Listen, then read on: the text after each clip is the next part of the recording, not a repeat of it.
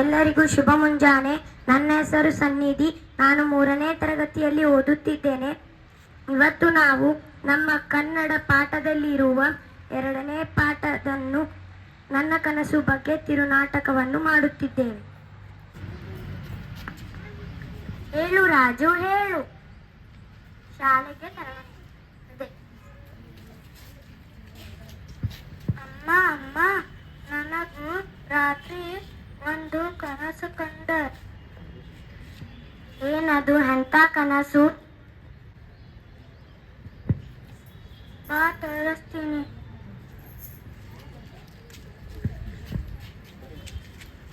ಒಂದು ದಟ್ಟವಾದ ಕಾಡು. ವಿಶಾಲ ಪ್ರದೇಶದಲ್ಲಿ ಬೆಳೆದಿರುವ ಎತ್ತರವಾದ ಮರ ಮತ್ತು ಗಿಡಗಳು. ಮರಗಳನ್ನು ಬೆಳೆಸಿ ಮುಗಿಲೆತ್ತರಕ್ಕೆ ಹಬ್ಬುತ್ತಿರುವ ಬಳ್ಳಿಗಳು. ಹಸರಿನ ನಡುವೆ ಬಣ್ಣದ ಚಿತ್ತಾರ ಮೂಡಿಸಿರುವ ಹೂ, ಹಣ್ಣುಗಳು, ದುಂಬಿಯ ಜಯಂಕಾರ, ಪಕ್ಷಿಗಳ ಕಲರವ.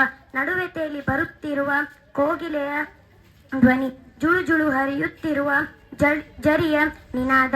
ಇಂತಹ ಸುಂದರ ಪರಿಸರವು ಪ್ರಾಣಿ ಪಕ್ಷಿಗಳಿಗೆ ನೆಮ್ಮದಿಯ ಆಶ್ರಯ ತಾಣವಾಗಿತ್ತು. ಒಂದು ಮುಂಜಾನೆ ಕಾಡಿನ ಕಲರವವು ನಡುವೆ ಹೆಜ್ಜೆಯ ಸಪ್ಪಳ ಪ್ರಾಣಿಗಳ ಕಿವಿಯನ್ನು ನಿಮಿರುವಂತೆ ಮಾಡಿಬಿಟ್ಟಿತ್ತು. ಇದೇನೆಂದು ನೋಡುವಷ್ಟರಲ್ಲಿ ಮರದ ಬುಡಕ್ಕೆ ಬಿದ್ದು ಹೊಡೆತದಿಂದ ಪಕ್ಷಿಗಳು ಚೀರುತ್ತಾ ಹಾರಿದವು. ಸನಿಯದಲ್ಲಿದ್ದ ಪ್ರಾಣಿಗಳು ಭಯ ಮಿಶ್ರಿತ ಕುತೂಹಲದಿಂದ ಯಾರಿದು ಎಂದು ತಿರುಗಿ ನೋಡಿದರೆ ಮಾನವನ್ನು ನೋಡಿ ಸಿಟ್ಟುಕೊಂಡು ವಾದಕ್ಕೆ ಮುಂದಾದವು. ಮೊಲ: ಏ ಮಾನವ, ನಿನಗಿನ್ನೂ ಬುದ್ಧಿ ಬರಲಿಲ್ಲವೇ?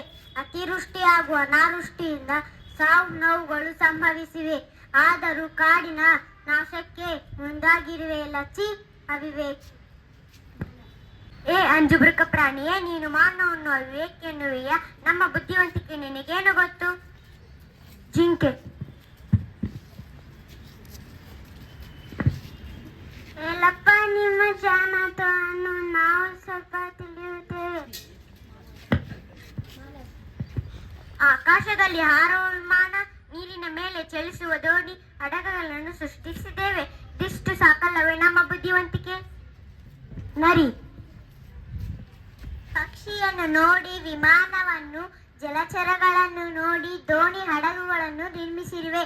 ಇದರಲ್ಲಿ ನಿಮ್ಮ ಸ್ವಂತಿಕೆ ಏನು? ಮಾನವ: ಸುಂದರವಾಗಿ ಕಾಣಲು ಉಡುಗೆ ತೊಡುಗೆಗಳನ್ನು ಸೃಷ್ಟಿಸಿದ್ದೇವೆ. ಇದು ನಿಮಗೆ ತಿಳಿಯುತ್ತೆ? ಜಿಂಕೆ: ಮೊದಲು ನಮ್ಮ ಚರ್ಮವನ್ನೇ ತೆರೆಸುತ್ತಿದ್ದನನ್ನು ನೆನಪಿಸಿಕೊ. ನಿಮ್ಮ ಬಟ್ಟೆಯಲ್ಲಿ ಏನು ಸಸ್ಯ, ಪ್ರಾಣಿ, ಪಕ್ಷಿ, ಕೀಟಗಳ ಮೈ ಬಣ್ಣಕ್ಕೆ ಮನಸೋತು ನಮ್ಮಂತೆ ಸುಂದರವಾಗಿ ಕಾಣಲು ಬಟ್ಟೆಗಳನ್ನು ಸಿದ್ಧಪಡಿಸಿರುವೆ. ಸಹಜ ಸೌಂದರ್ಯ ನಮ್ಮದು. ಕೋತಿ: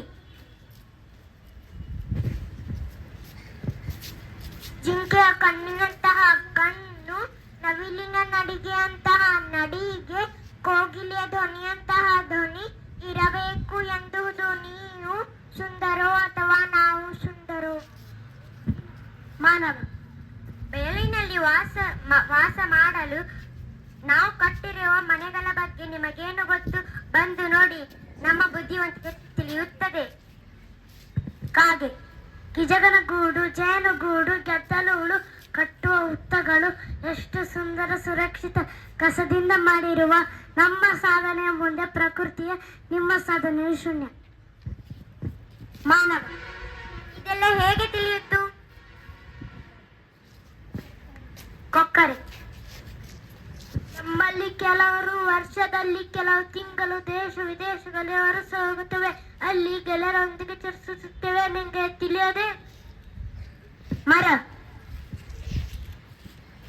ಏ ಮಾನವ, ನೀನು ಏನೇ ಮಾಡಿದ್ದರೂ ಅಥವಾ ಮುಂದೆ ಮಾಡಿದ್ದರೂ ಅದು ಈ ಪ್ರಕೃತಿಯ ಪ್ರಭಾವದಿಂದ, ಪ್ರಕೃತಿಯ ಅಂಗವಾದ ಕಾಡಿನ ನಾಶದಿಂದ, ನಿನ್ನ ಸಂತತಿಯ ನಾಶವೆಂಬುದನ್ನು ಮೊದಲ ಅರಿತುಕೋ.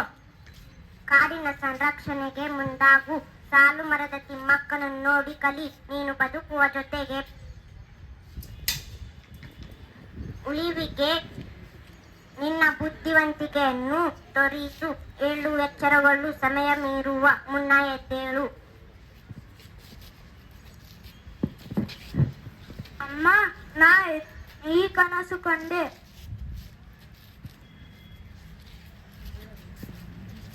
ಕಾಡು ಬೆಳೆಸಿ ನಾಡು ಉಳಿಸಿ. ಕಾಡಿನ ಹಸಿರು ನಮ್ಮೆಲ್ಲರ ಉಸಿರು. ನಾವು ವಾಸಿಸುತ್ತಿರುವ ಸುತ್ತಮುತ್ತಲಿನ ವಾತಾವರಣವೇ ನಮ್ಮ ಪರಿಸರ. ಇವುಗಳನ್ನು ಯಥಾರೀತಿಯಾಗಿ ಮಾಡಿ ಬೆಳೆಸಿಕೊಂಡು ಹೋಗುವುದೇ ಪರಿಸರ ಸಂರಕ್ಷಣೆಯಾಗಿದೆ. ಧನ್ಯವಾದಗಳು.